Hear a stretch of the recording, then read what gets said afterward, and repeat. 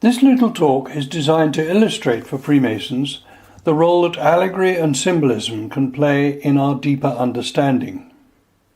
I want to start by asking you to view everyday objects from different angles, from different perspectives. Forgive me for giving you a rather silly, banal example. I was walking from north to south along a street in London, passing a factory warehouse on the other side of the road. The warehouse had a very wide concertina-type doorway on which was this apparent notice. It didn't make sense. But later that day, I came along the same street, walking south to north, and I then saw the following apparent notice. This one didn't make any sense either. So I stopped in front of the warehouse doorway, and when I was directly opposite, the message read as follows. And then I realized that the only way to read the message was if you were right in front of the doorway. It's a silly example of how the nature of an object depends on the angle, the perspective. And Masonic allegory is like that. You may only be able to understand a symbol if you are looking at it from the right perspective. And once you realize that there is more than one way of looking at an object, a whole range of possibilities comes into view. Copernicus, in the early 16th century, dared to say that the sun was at the centre of the universe, not, as required by ecclesiastical teaching, that the earth occupied that important place. Tycho Brahe went further in saying that the planets orbited the sun. But once Galileo Galilei had realized that the earth moved round the sun, not the other way, man's perception of his universe was changed forever. These three men laid the groundwork for many who came after them. Isaac Newton realized that white light was not white at all, but that it was a colour made up of many others, a discovery that led to many more important discoveries. Freemasonry should act in the same way. We should discover in order to discover more. Once we start to view Masonic symbols from different angles, from different aspects, something important happens in us, ourselves. We gain a different insight into life. A few years ago, I had what was a quite unique experience, although some of you may have taken part in this. I was visiting a lodge at the Grand Orient de France meeting in London. The Venerable Maître opened the lodge in the traditional way. The lesser lights were lit on pillars on the square pavement, the minutes of the previous meeting were read, and the brethren resumed their seats. The Director of Ceremonies took an A2 sheet of white paper and spread it on the square pavement between the pillars in the centre of the floor. The Venerable Maître then invited one of the younger entered apprentices to approach the square pavement. He knelt down and, with a piece of charcoal, drew in outline the various allegorical features, furniture and symbols of the first degree.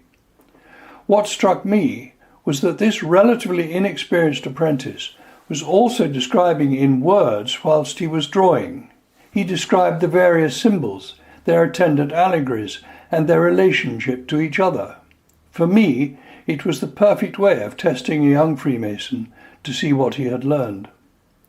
And because I had studied the origin of tracing boards some years before, and had learned that this practice of drawing on the floor originated in the 18th century or even earlier, I suddenly felt that I had been transported back in time to those attempts to fix in the minds of those early Freemasons in the 18th century the actual physical images of our symbols and allegories.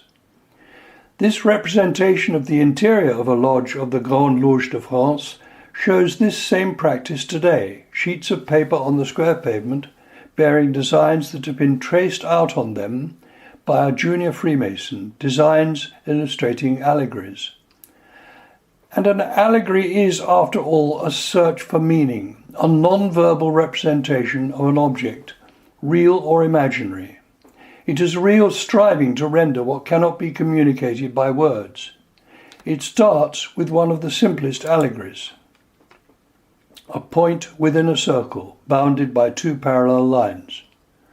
We can contemplate this on our own or together with others to extract meaning from it. This image is the most direct Masonic allegory. There are so many interpretations of this image that I could ask you now to make a list of all the ideas that come into your head as a result of viewing it.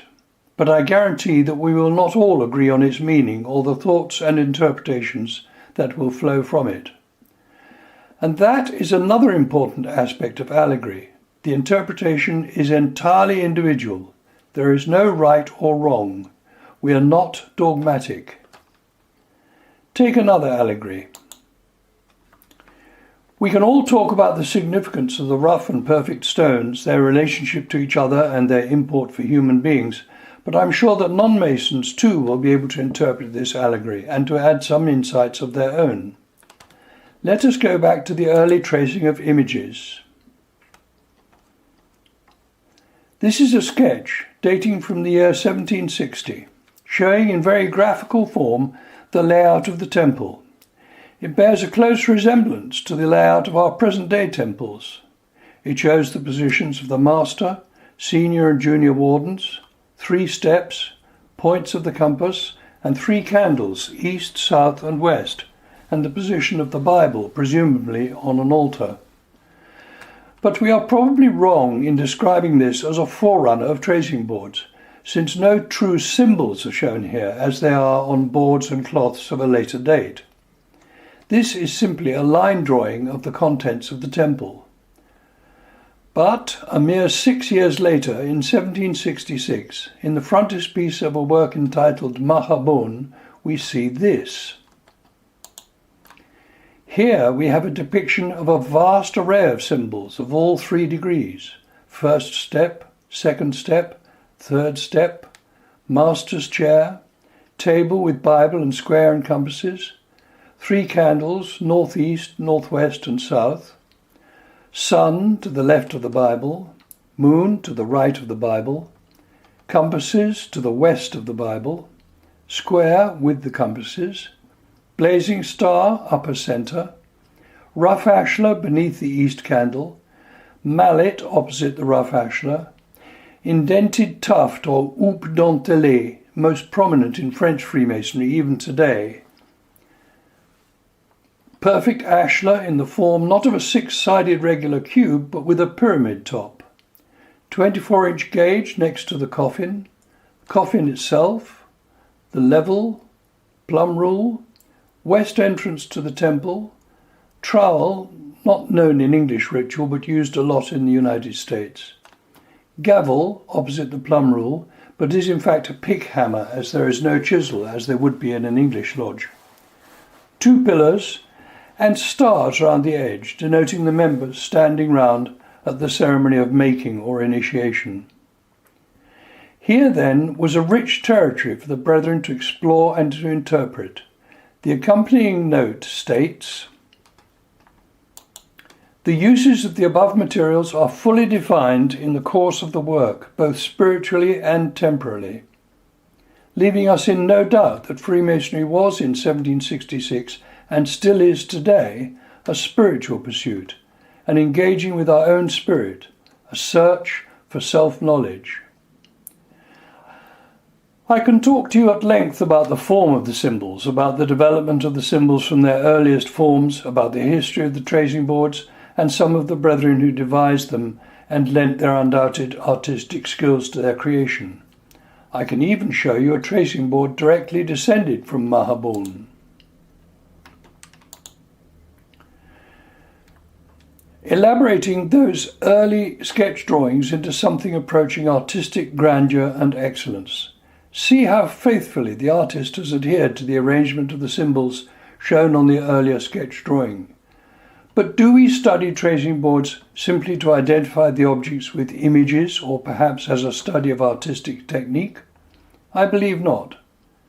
I believe rather that we study the images of the tracing boards much as images have been studied in religions throughout the centuries, to impart on our minds these images as a means of imprinting the moral, philosophical and spiritual lessons they have to impart.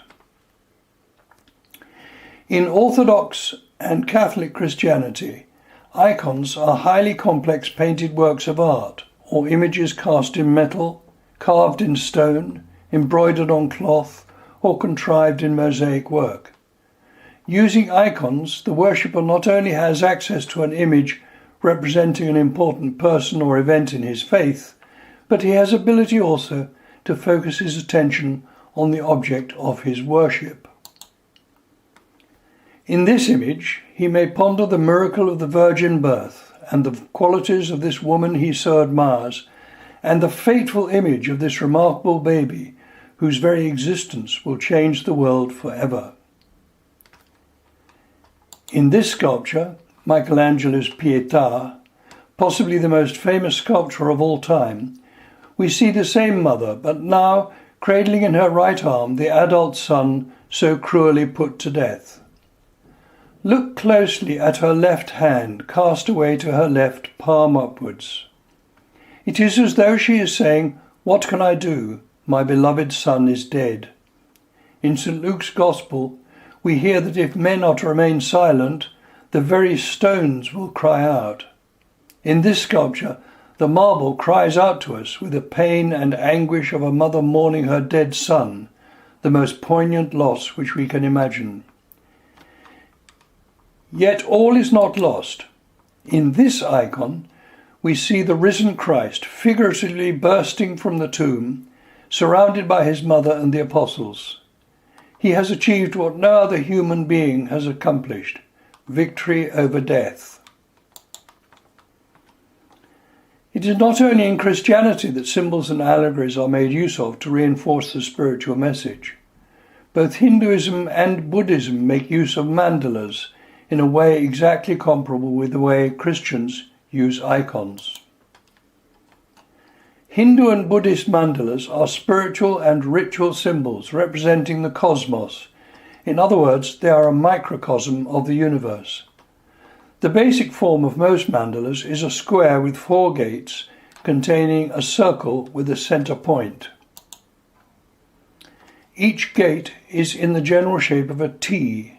Mandalas often exhibit radial balance. They are used for focusing the attention of practitioners and adepts as a spiritual guidance tool for establishing a sacred space and as an aid to meditation and trance induction. Notice in the right-hand mandala the inclusion of at least 4 Masonic symbols: the point within a circle, the triangle, the 5-pointed star, and the hex alpha. The mandala is one of the richest visual objects in Tibetan Buddhism. Here too it is a symbolic picture of the universe. It can be a painting on a wall or scroll, created in coloured sands on a table, or a visualization in the mind of a very skilled adept. It represents an imaginary palace that is contemplated during meditation. Each object in the palace has significance, representing an aspect of wisdom or reminding the meditator of a guiding principle. The mandala's purpose is to help to transform ordinary minds into enlightened ones and to assist with healing. It may also contain deities, with the principal deity in the centre of the pattern. The deities who reside in this figurative palace embody philosophical views and serve as role models. According to Buddhist scripture, mandalas constructed from sand transmit positive energies to the environment and to the people who view them. They are believed to effect purification and healing. Mandala sand painting was introduced by the Buddha himself, and there are many different designs of mandala, each with different lessons to teach. I make no apology for spending so much time on religious iconography. My point is that these symbols are not there for us to admire as works of art. These symbols are not there for us simply to learn what is this or that allegory. These symbols are there to speak to us. In the silence of our own heart, such symbols speak. I quote again the Gospel of St. Luke, telling us that if men are to keep silent, the stones themselves will cry out. And we, who know and understand the power of allegory, and who have studied the allegory of these two ashlars find that the stones do indeed speak to us. If we then see the early attempts of Freemasons to imprint symbols and therefore allegories on their minds, such as this perhaps primitive attempt, it becomes clear that, even as early as this lodge cloth from 1745 in France, a véritable plan de la loge de réception d'un apprenti compagnon, it was important for our ancestors to have a comprehensive means of studying symbols and meditating on them. By this time, we see the introduction of the letter G, which has often been misinterpreted. In one portion of an English ritual, we are told that the letter G denotes God, whereas, of course, as we all know, the letter G stands for geometry. It is also no accident that the mandalas we saw previously are all conceived on a set of geometrical patterns. And why is geometry so important to us? In an old 18th century Masonic catechetical lecture, we learn the following. Question: why were you passed to the degree of craftsman? Answer: for the sake of geometry, or the fifth science on which Masonry is founded. What is geometry? A science whereby we find out the contents of bodies unmeasured by comparing them with those already measured. Its proper subjects?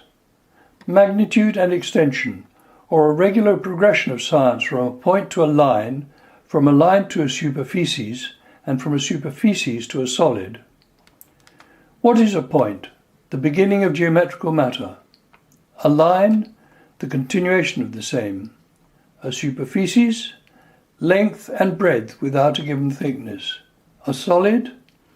Length and breadth with a given thickness, which forms a cube and comprehends a whole. I will thank you for the moral advantages of geometry. Geometry, the first and noblest of sciences, is the basis on which the superstructure of Masonry is erected. By geometry we may curiously trace nature through her various windings to her most concealed recesses. By it we may discover the power, wisdom, and goodness of the grand geometrician of the universe, and view with amazing delight the beautiful proportions which connect and grace this vast machine. By it we may discover how the planets move in their different orbits, and mathematically demonstrate their various revolutions. Numberless worlds are around us, all formed by the same divine artist, which roll through the vast expanse and are conducted by the same unerring law of nature. While such objects engage our attention, how must we improve, and with what grand ideas must such knowledge fill our minds? And so the lecture goes on, too long to repeat it all here. And we have extracted all that from a simple letter G suspended in the middle of the temple. We must remember that those words were written when the age of enlightenment was in full flow, hence the reference to the divine artist. On this drawing the candles have moved somewhat. There is a candle in the east, but the other two are both in the west, one northwest, the other southwest. The other striking differences from the previous drawing are the inclusion of 3 windows or lights, east, south and west. The armillary sphere, a model of objects in the celestial sphere consisting of a spherical framework of rings centered on Earth or the Sun, that represent lines of celestial longitude and latitude, and other astronomically important features, another important reference to the age of enlightenment. A plumb line by the south door, a tracing board by the B column, the absence of the coffin, from which we can deduce that by this time it had been decided to separate symbols of the 3 degrees from each other.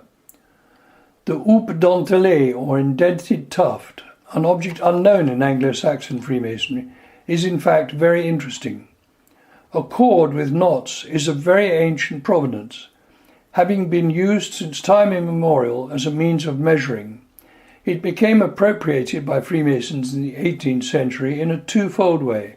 First, as an aid to geometrical accuracy, by which the Pythagorean theorem might be demonstrated, 3 squared plus 4 squared equals 5 squared, but also as an allegory of the chain of union of brotherhood.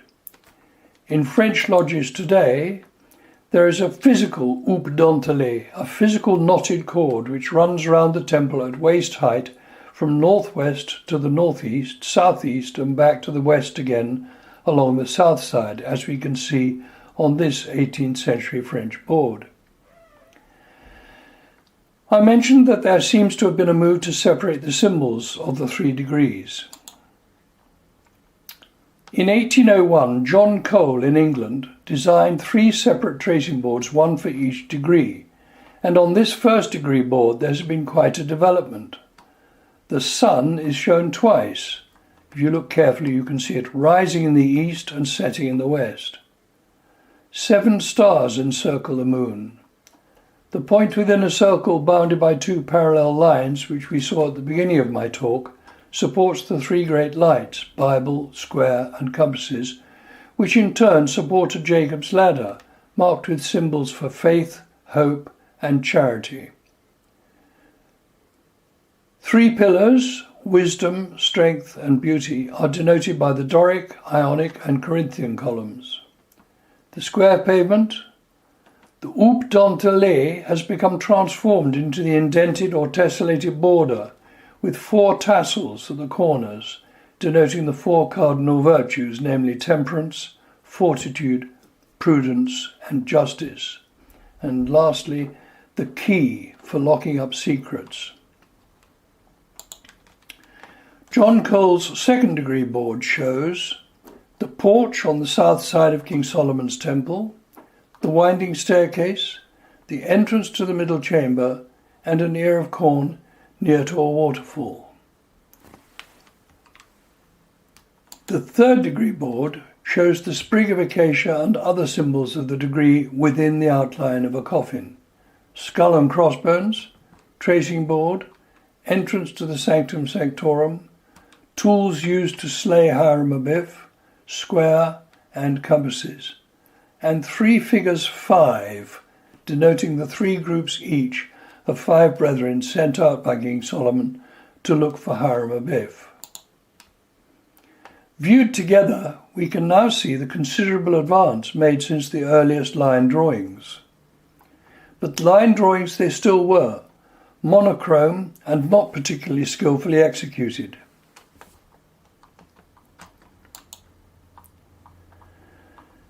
This, on the other hand, represents a completely new departure.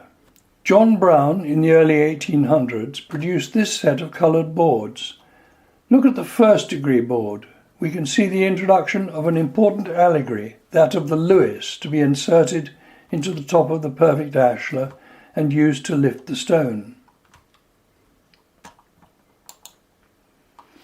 So it becomes for us an emblem of support, and the Lewis is an all-present allegory in Masonic law. An old Masonic lecture has this to say. Question: if you wish to give your son a Masonic name, what would you call him? Answer: Lewis. What does Lewis denote? Strength. How is it depicted in our lodges? By certain pieces of metal dovetailed into a stone, and when in combination with some of the mechanical powers, such as a system of pulleys, it enables the operative mason to raise great weights to certain heights with little encumbrance, and to fix them on their proper bases. Lewis, being the son of a mason, what is his duty to his aged parents? To bear the heat and burden of the day, to assist them in time of need, and thereby render the close of their days happy and comfortable. This, then, is a symbol of support. The 2nd degree board shows the most prominent example so far of the keystone. The keystone at the top of an arch is not called a key for nothing. Remove it, and no matter how big the other stones or how many there are, the arch will collapse. The keystone is more important to us than we perhaps realize. It is a moral of mutuality. If we do not all work together, our work may not succeed. Let me give you an example. In Ian McEwan's novel Enduring Love, there is a situation where 6 men try to hold down a helium balloon to prevent it soaring away. In the basket of the balloon, there is a small boy marooned on his own. While the 6 hold on, there is a chance the balloon may not break free, but in all their minds there is doubt. Doubt that the 6 of them may not be enough to hold the balloon down, but also doubt about each one's physical ability to hold on. A heartbreaking dilemma. The first one of the 6 men to let go effectively destroys the rescue attempt of the remaining 5, 4 of whom then let go, one after the other. The last, who perseveres on his own, only lets go when he can physically hold on no longer, by which time it is too late and he falls to his death. The moral is very clear. Not only can we achieve collectively far more than we can individually, but our endeavour may only be attainable if we don't let go, if we work together and in harmony of purpose and action. Freemasonry allows us, encourages us, to conduct our campaign collectively. We cannot afford to let ego or self-interest intrude. This principle was codified more than 2 centuries ago by a leading Freemason, Lawrence Dermott, who wrote, "For human society cannot subsist without concord and the maintenance of mutual good offices. For, like the working of an arch of stone, it would fall to the ground provided one piece did not properly support another." The third board here has an interesting feature, namely 3 groups of 5 bees. Bees are an allegory in Freemasonry of industriousness, and although in the 21st century they are seldom found in European tracing boards, yet they are quite prominent in American Freemasonry. The 3 groups of bees represent the 3 lodges, each of 5 brethren who were sent out to seek Hiram Abiff. On this board we see the lowest group near the foot of the coffin, the second at the middle, and the third group near the top consists of 4 bees. The 5th is represented by the craftsman pulling the sprig of acacia out of the ground. If we look again at the first and second boards, we find that the French tradition of the houppe dentelée or knotted cord has been replaced in Anglo-Saxon iconography by the indented or tessellated border. In today's lodges, the indented border has become replaced by a much more stylized black and white triangular pattern. Now we come to a real attempt at artistic endeavour. Josiah Bowring, a portrait painter in the early years of the 19th century, gave us this set of boards, in which the indented border is more prominent still. These boards show a considerable advance in artistic technique. One feature I will go into in detail, and that is the key shown suspended from Jacob's ladder. The lecture refers to this. Question: have Masons secrets? Answer: they have many invaluable ones.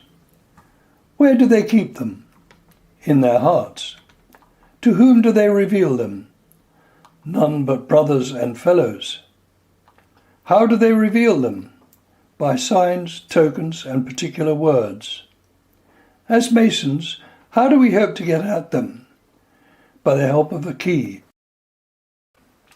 Does that key hang or lie? It hangs. What does it hang by? The thread of life in the passage of utterance between guttural and pectoral. Why so nearly connected with the heart? Being an index of the mind, it should utter nothing but what the heart truly dictates. It is a curious key. Of what metal is it composed? No metal. It is the tongue of good report. Let us pause here and sum up some aspects of our journey through Allegory. We started with a point within a circle. And the point, apart from being the beginning of geometrical matter, refers us to the pursuit of self-knowledge. Why do I say this? Think about a bicycle wheel turning. At the circumference, the speed is greatest, but as I move towards the centre, the movement becomes slower until, at the centre, there is no movement at all. All movement, all figurative noise has ceased. I am truly with myself, able to know myself, to own myself, and to be at peace. Only then am I better enabled to know and appreciate my fellow human beings. We passed briefly the plumb line or plumb rule, and I want to ask you to consider what symbol could be more descriptive of truth. Such a weight hanging on a line can do nothing except point towards the centre of the earth. It is always true. It can only hang at right angles to a level surface. The knotted cord is an emblem of measuring on the one hand, but also an emblem of unity between individuals, a chain of brotherhood. The rising sun we saw on an old board opposite the setting sun, birth and death. The square pavement is then an emblem of the uncertainty of life, white and black, light and dark, joy and sorrow, happiness and despair, even life and death. But it goes further. When we are standing on a white square, we are inevitably surrounded by black squares, so that is a warning to us that when things are going well, danger and difficulty may await us. But when we are standing in a dark place and we are overcome by despair, we can take encouragement from the fact that better fortune is close at hand. Of course, not all Masonic symbols in Lodge are represented on painted boards or cloths. It has been the custom in German lodges to weave the symbols into a carpet, a Logenteppich, which is then laid on the floor, sometimes accompanied by the three so-called lesser lights. Here we see a lodge carpet of the German-speaking English Pilgrim Lodge, showing the east, south and west entrances to King Solomon's Temple, and clockwise from top left, the square encompasses a beehive, a plumb line, a trowel, a square, a level, a rough ashlar, a spitzhammer or pick hammer, and a Bible. This is another example of a Logenteppich. This is a 20th century artifact and shows a number of very interesting features not seen on boards we studied earlier. The hex alpha top centre is one of the most interesting Masonic symbols, being formed of two triangles which are interlaced so that they cannot be extricated from each other. This image is worth studying in detail. Here are two representations of the symbol. One of the triangles points to the celestial realms, the other to the terrestrial. The indication here is that God and man are one, the microcosm and the macrocosm. Notice here also on the left the two Knotensäule or knotwork pillars, which as symbols of strength and support have been combined with the symbol of the knotted cord, a symbol of mutuality, unity and brotherhood. On the right we have the same Knotensäule, which can be seen in the cathedral at Würzburg in Germany. I have been able to study many tracing boards beyond Anglo-Saxon Freemasonry, in particular some from France. We see here a first-degree board dated 1821, showing the three windows or lights, east, south and west, that we saw earlier, 3 steps, and all the other symbols we have become acquainted with. In the second-degree board, the most striking difference is the blazing star in the centre of the letter G, and we see also that here there are 7 steps denoting the 7 liberal arts and sciences, which are grammar, rhetoric, logic, arithmetic, geometry, music and astronomy. Note also here the square pavement is shown, here in diamond-shaped pattern. In regard to the windows or lights on both boards, although these are not shown on Anglo-Saxon boards, reference is made to them in an old exposé. Question: have you any fixed lights in your lodge? Answer: yes. How many? 3. How are they situated? East, south and west. What are their uses? To light men to, at and from their work. Why are there no lights in the north? because the sun darts no rays from thence. Look also at the blazing star on the second board. This is an ever-present symbol on Anglo-Saxon boards as well as on continental European boards. The blazing star is an emblem of divine presence and power. In fact, the earliest depictions of the blazing star were of a comet.